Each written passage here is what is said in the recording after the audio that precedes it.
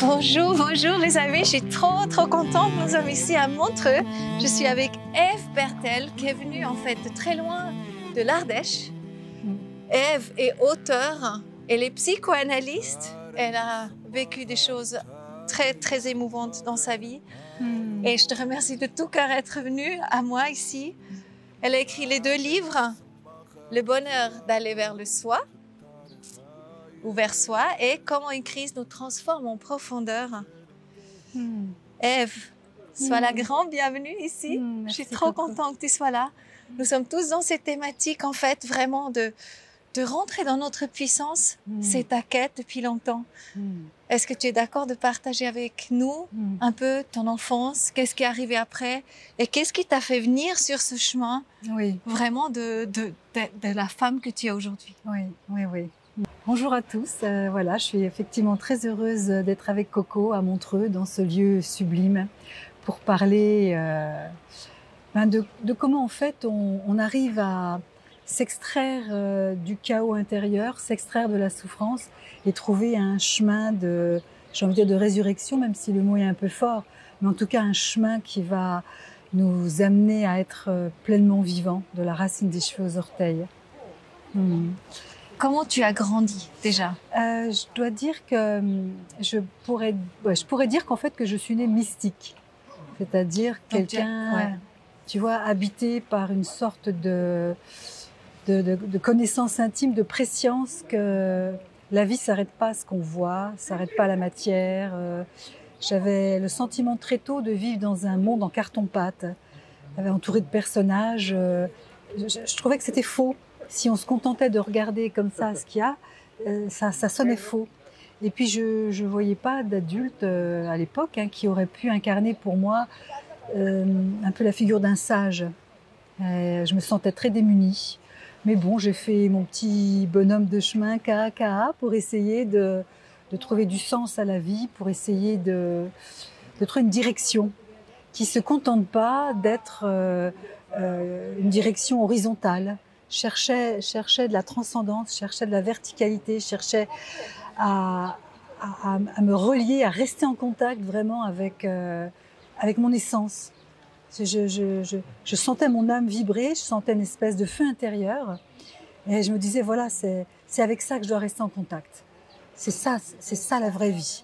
Et ça, t'as senti depuis toute petite? Oui, depuis que je suis toute petite, parce que je savais pas trop comment m'adapter au monde dans lequel j'étais. Je me sentais un petit peu étrangère. Comme presque tout le monde. Mais comme presque tout le monde. On est d'accord. On a tous l'impression qu'on est un peu des extraterrestres. Voilà. Je pense que ça ne veut pas dire qu'on est malheureux pour autant, et voilà. Mais de temps en temps, quand même, ce goût d'étrangeté, en disant mais c'est ça la réalité. On est d'accord. Parce qu'en fait, il y a une voie, il y a quelque chose où ça nous amène. Mais en fait, on vit ça chacun de notre manière, d'une manière différente. Est-ce que tu veux nous partager ce qui est arrivé chez toi, qui t'a donné vraiment le déclic en fait pour la suite? Pour la suite. Pour la suite, vraiment.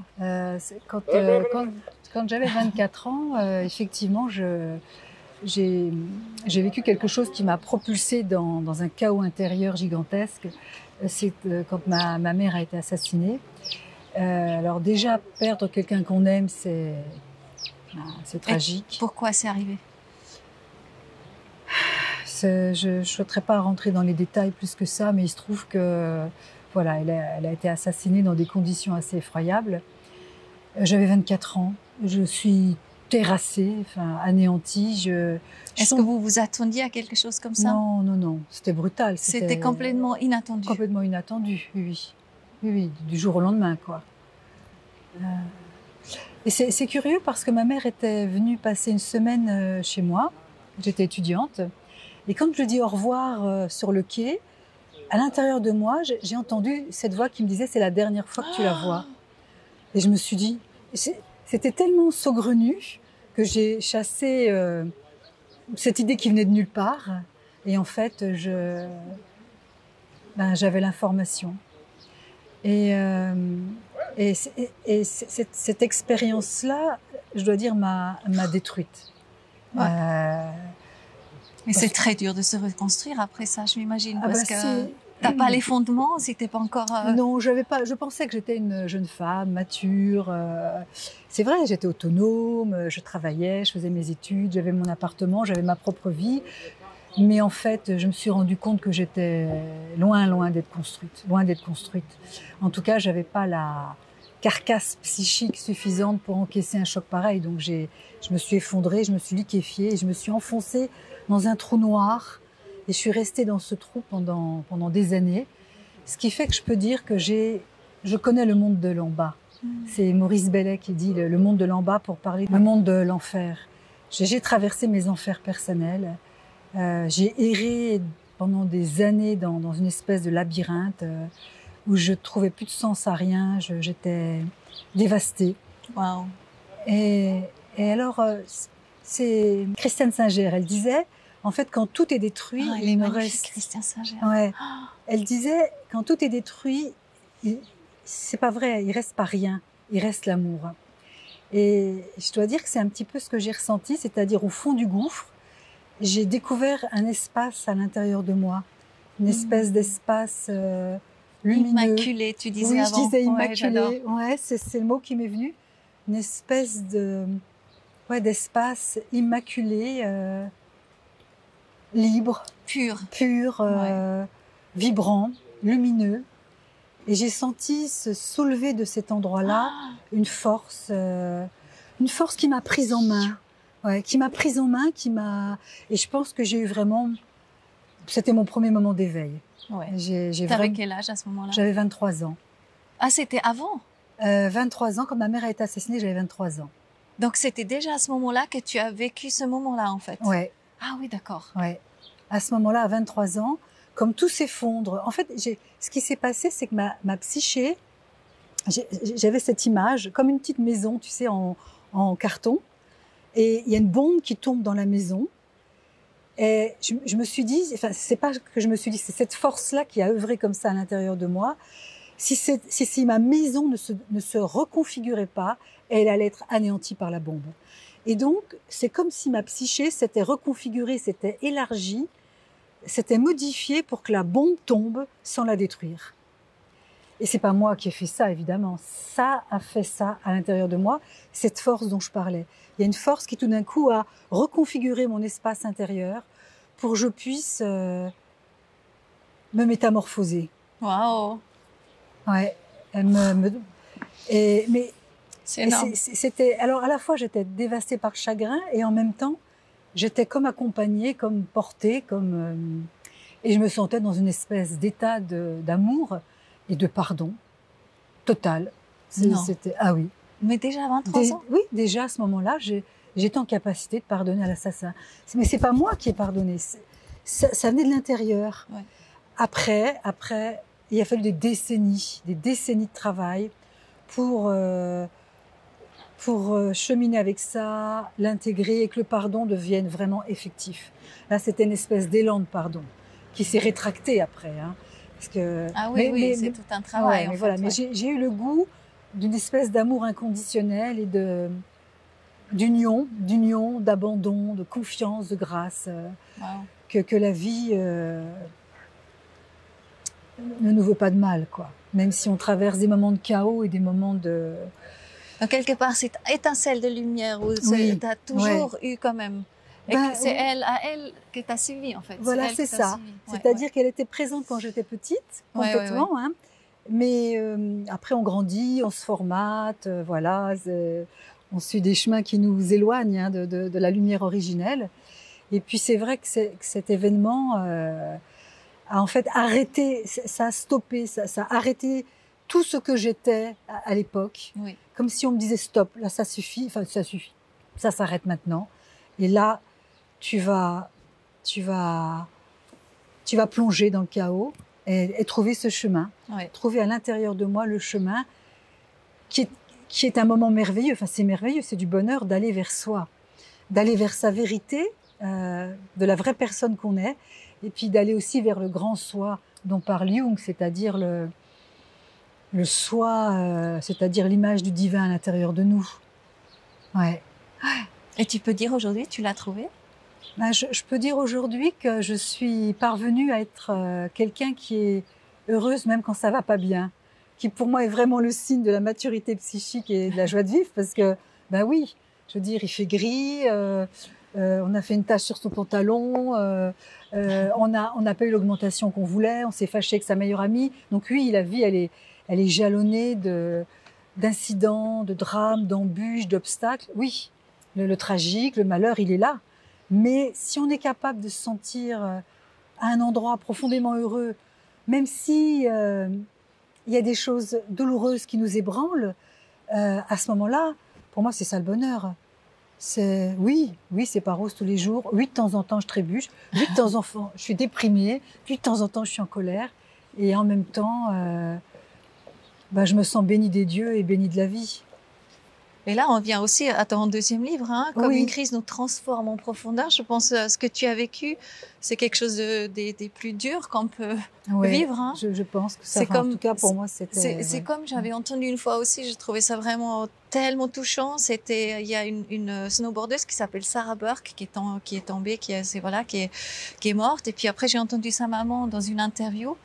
Et puis... Le journaliste lui a demandé mais en fait c'est la pire chose qui peut arriver, c'est perdre son enfant. Et puis il a dit non, ce n'est pas la pire chose. La pire chose aurait été ne jamais la connaître. Et je trouve que c'est tellement beau.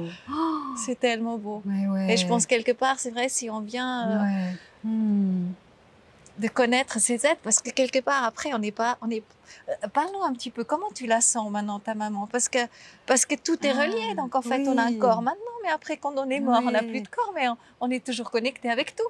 Ouais, déjà elle nous a, nous les enfants, on était 4 dans la fratrie, elle nous a vraiment accompagnés pendant des années. On a vraiment chacun, et on est tous les 4 différents, hein. Tous les 4 on a senti sa présence et combien elle nous a protégés pendant un certain nombre d'années. Elle vous a apparu aussi, donné des signes? Oui, il y a eu des signes, il y a eu des espèces de...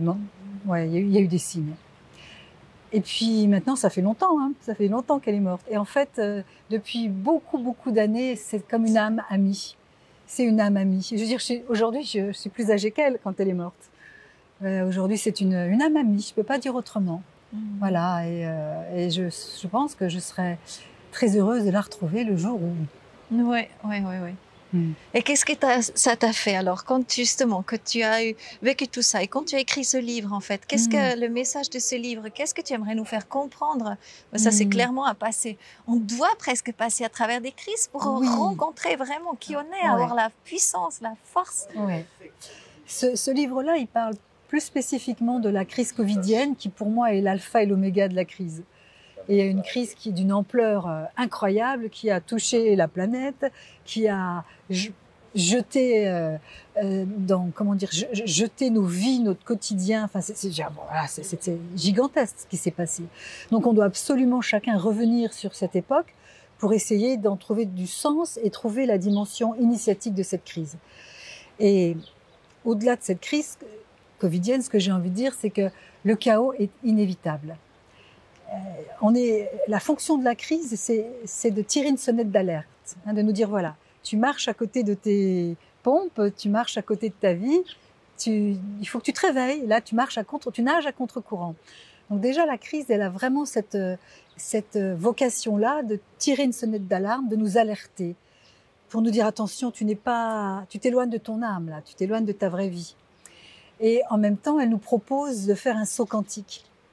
Et elle nous propose de faire un saut quantique, c'est-à-dire elle nous met dans une situation où on va devoir se révéler à nous-mêmes, prendre des risques. Yes. Donc c'est sollicitant, c'est très angoissant. Et en même temps, on ne peut pas se connaître de l'intérieur si on n'est pas mis à l'épreuve. On voit qu'on a de la puissance dans le ventre, qu'on est capable d'aimer, parce que on a été, comment dire, mis à mal. Si j'ai pas d'embûche, si j'ai pas d'obstacle, si je tombe pas, je sais pas ce que j'ai dans le ventre. Je sais pas ce que je veux, ce que je vaux, ce que je ne veux pas. Je connais pas ma puissance, ni mes limites. Je peux aussi m'illusionner. Alors que quand on met les mains dans le cambouis et qu'on touche le fond de la piscine et qu'on est dans la désespérance la plus totale, on sait. On doit se relever. On sait. C'est notre survie Et aussi. on doit se relever. C'est à cet endroit-là souvent qu'une force jaillit de l'intérieur. C'est ça. Une force. Et là, est-ce qu'on dit oui à cette force? Ou est-ce qu'on préfère couler dans le chaos et épouser la posture de la victime? Et continuer dans la plainte et le malheur, et voilà. C'est dur. Oui, c'est dur, j'ai beaucoup souffert, vraiment. Et c'est ça que j'aime, c'est dans ces moments-là, en fait, il y a une espèce d'enjeu où on doit dire, de victime, je deviens disciple de la vie. Tu vois, magnifique. je lâche la plainte. Ok, je suis malheureuse, j'étais malheureux. D'accord, mais je dis oui à la vie et je dis oui aux enseignements de la vie. Ah oui. Parce que je veux grandir, je veux maturer, je veux déployer mes ailes et donner le meilleur de moi-même, donner mon nectar, mon miel aux autres, à la vie, au monde. Et si on est nombreux, tu sais, oui. Comme tu parlais de cette rivière-là, avec hors antenne les tout à l'heure. Hopis, Ouais, nous ouais. sommes ceux que nous attendions. J'ai fait une vidéo sur ça. Oui. C'est beau, voilà. On s'élance dans la rivière, Ouais. on a peur, et en même temps, une fois qu'on est dedans, qu'on a fait ce grand saut terrifiant dans l'inconnu, eh bien, on se rend compte qu'on n'est pas seul. C'est ça. On n'est pas seul parce qu'il y a une force à l'intérieur de nous, qui n'est pas nous, qui est la force du soi, qui est cette puissante énergie. C'est l'énergie de la vie. Hein, c'est ce qui fait qu'on soulève des montagnes. Hein, et on a la foi. on sait que la rivière nous amène au bon endroit. Et on est ensemble. Et on est ensemble. Main dans la main. Main dans la main. Oui. Oui, voilà. Et qu'on est nombreux à avoir fait ce saut terrifiant. Et là, waouh, là c'est beau. C'est beau parce que tout d'un coup, là, on dépoussière notre vie. Et notre vie, elle peut avoir tendance à se faire formater par les petites routines, nos petites peurs quotidiennes, notre petit besoin de confort. On peut vite être dans quelque chose en fait qui nous éteint, qui nous met bas. Non, on doit honorer la vie. On doit vraiment l'embrasser et l'épouser. C'est ça. Lui dire oui. Et j'accepte de passer par les endroits qui sont sur mon chemin, que j'ai pas forcément choisi, mais qui vont devenir des moments initiatiques. L'assassinat de ma mère, c'est un moment initiatique. Ça me révèle à moi-même. Et je décide à ce moment-là de dire oui à la vie. Je prends ta main et j'accepte que tu me guides vers mon essence. Wow. Et que tu me fasses découvrir modestement, hein, quelle est ma place, le rôle que j'ai à jouer, la petite note de musique que j'ai à amener, moi. Parce que il y a une autre image qui me vient, c'est si chacun d'entre nous, on est un instrument de musique, et si on apprend à jouer de la musique ensemble, et si on arrive à jouer juste de ma note, toi juste de la tienne, et que là tous, avec nos instruments, on fasse un concert magnifique, là c'est la musique des étoiles. C'est ça. C'est la grande invitation, c'est rentrer dans notre puissance, que chacun, en fait... Qu'est-ce qui est tombé là? Plein d'oiseaux et tout, il y a plein de vie, là, c'est trop chaud. Alors, en fait, la grande invitation, effectivement, de notre vie, c'est que chacun rentre, en fait, dise oui à son talent qui est unique à chacun d'entre nous. Ouais. Toi, t'es autrement que moi, que elle, que toi, hein, on est d'accord. On est d'accord. Et que chacun, on arrête de juger l'autre, de comparer à l'autre. Non, on est absolument unique comme on est. Ouais. Et c'est ça aussi ce que tu révèles, en fait, par rapport à notre puissance unique, merveilleux. Oui. Et qu'on a quelque chose à faire avec ça. Oui. On fait partie de ces magnifiques orchestres de la vie. Voilà. Oui, c'est ça. Et ça passe selon moi par accepter l'instrument de musique que l'on est. Oui, c'est ça. C'est-à-dire si je suis... t'es une flûte. Voilà, je vais pas devenir une guitare. Mais malgré tous mes efforts, je ne serai jamais une guitare. C'est ça. Donc c'est accepter profondément, mais vraiment de la racine des cheveux aux orteils, l'instrument avec lequel on est venu. Oui. Hein, c'est ça. et c'est accepter que l'autre soit l'instrument qu'il est. C'est ça. Que je ne sais pas de transformer la flûte en guitare. On est voilà. L'autre, c'est un autre instrument. Et en fait, lui montrer qu'il est extraordinaire. Et qu'il est unique et singulier. Et que ce qu'il est a autant de valeur, de richesse que ce que je suis. Voilà. Donc j'arrête de vouloir changer l'autre. Je rends à l'autre sa liberté et sa responsabilité. il est responsable de ses choix. Il sait mieux que moi ce qui est bon pour lui. J'interviens pas dans sa vie. Il se rend compte la liberté que ça nous donne quand on est dans cet état d'esprit de se dire, ok, bon, je suis pas forcément en accord avec ce que tu dis, donc, mais une fois que je l'ai dit, c'est ton destin, c'est ta destinée, c'est ton chemin. Ok. Mais après, je pense qu'on est là aussi pour aiguiser, pour aider à aiguiser. Ça, je pense que oui. Parce qu'on est tous là un pour l'autre. Et puis, en fait, quand tu sens qu'il joue faux ou comme ça, tu te dis, mais regarde là. Oui. Non? Oui. On est d'accord aussi. Oui, on est d'accord là-dessus, bien sûr. On est, en sachant que pour arriver à jouer juste, on doit d'abord jouer faux. Et que parfois, l'autre, c'est un passage inévitable de jouer faux, d'être maladroit, d'être à côté de la plaque, ou même d'être vraiment bourrin, enfin, là, si je m'autorise cette expression, ça fait partie du chemin d'apprentissage. C'est ça. Donc c'est aussi une façon de cesser de juger trop, de se dire, et voilà. d'amour. Mais complètement, et bien d'amour, sûr, en fait. bien sûr. Ben oui. C'est un chemin de d'amour. donner la main, de dire, regarde là, tu peux encore mieux. J'ai senti ça, mais là, mais oui, c'est comme ça, on se... Voilà. Merveilleux. On arrive au bout. Oui, alors, donc, on peut acheter les livres. Donc, où est-ce qu'on les achète? Dans les librairies, chez votre libraire, si vous avez un petit libraire de quartier que vous connaissez, que vous aimez. Sinon, bien sûr, sur Internet, la Fnac, Amazon, partout. Voilà. Et puis, tu donnes aussi des conférences. Tu fais des conférences. Oui, je fais des conférences assez régulièrement. On peut te contacter par comment? Sur mon site. Qui est contact@ebconseil.fr. Mais si vous tapez Eve Bertel, normalement, vous allez tomber sur mon site. D'accord. Oui, normalement, voilà. Merveilleux. Et comment tu vois alors les humains dans 10 ans? Oh là là, c'est une question. Comment je vois les humains dans 10 ans? Oh là là, j'ai envie de dire que j'aimerais qu'il y ait beaucoup de personnes qui aient fait le grand saut dans la rivière. Oui. J'aimerais rester avec cette image qu'on est nombreux à aller dans cette direction-là par choix et parce que on va épouser un mouvement de vie qui est, on va être avec le vivant et avec la vie et pas contre elle. On va sortir de cette guerre contre la vie qu'on lui mène. On devient tous des gardiens. Voilà, de la vie, oui, on devient. Oh, c'est beau. On devient tous des gardiens. J'ai envie d'être avec cette image-là, c'est beau. Des gardiens de la vie, des amoureux du vivant. C'est ça. Ouais, et de la sagesse. Merci beaucoup, Eve. Oui. Merci beaucoup, Jeff aussi. Et moi, je vous embrasse fort et je vous dis merci d'être là avec nous, d'avoir vraiment être plongé dans la vie d'Eve Bertel. Un grand merci d'être venu. Merci à toi, Coco. Puis merci à tous ceux qui regarderont cette vidéo. À tout bientôt. Au revoir. Bye bye.